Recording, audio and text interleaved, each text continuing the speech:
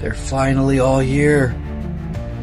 So I recently received my set of Spider-Man 2 from the Spider-Man 2 game from Amazon. Except this guy from Spider-Man 3. And this guy is enormous. So today we're not going to open these.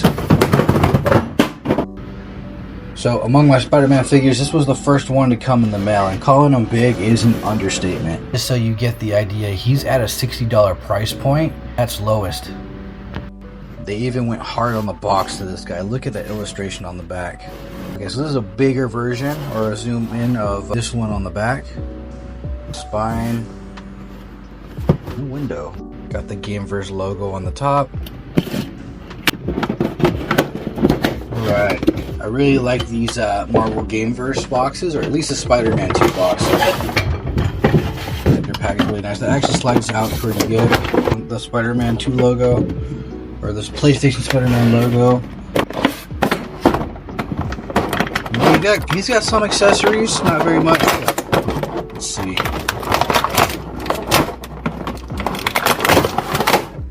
Okay, cool. So he does have a peg in the foot. Let's see how he stands on his own.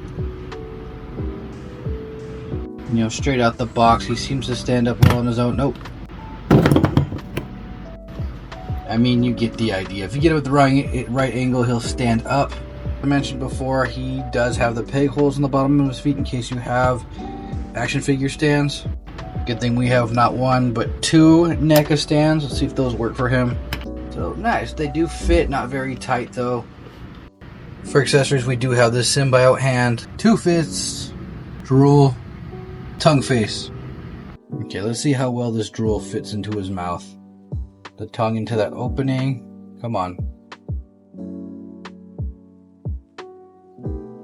Yeah, that tongue doesn't want to go in without a fight. There we go. And kind of have to force it in there. I think I got it upside down. Okay, we're going to try it the other way. Okay, you have to kind of go in there at an angle. Kind of shove it in. It doesn't look quite right. You can't tell if you were able to see that well at all, but that's what it looks like with the drool.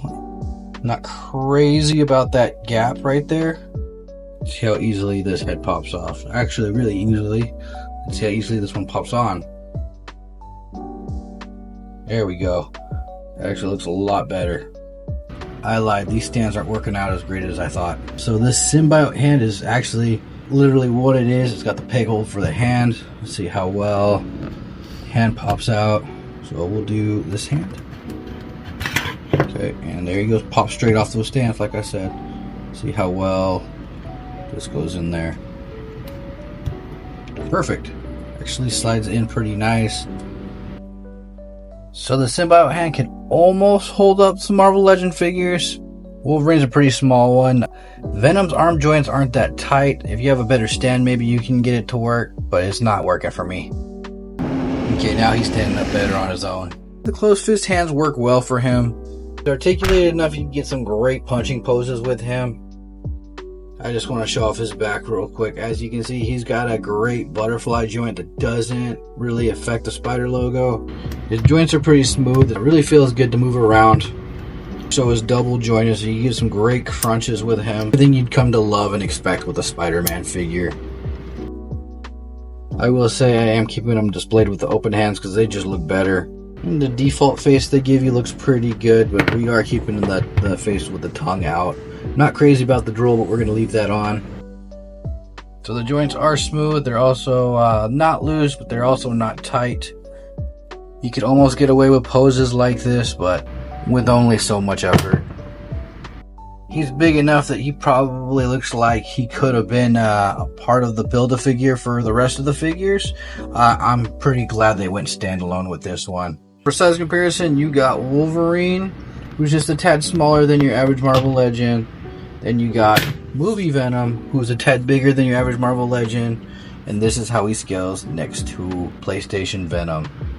Obvious different in art style. They are textured very similarly, only he's glossy and very smooth, and the texture on him's a little rough.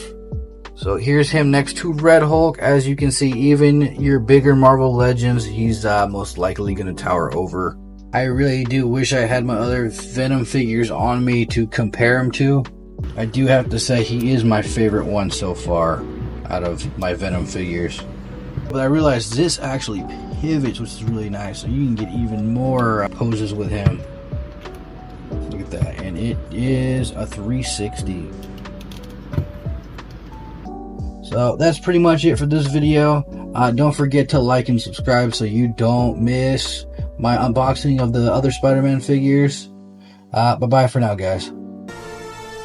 Don't talk to me or my son ever again.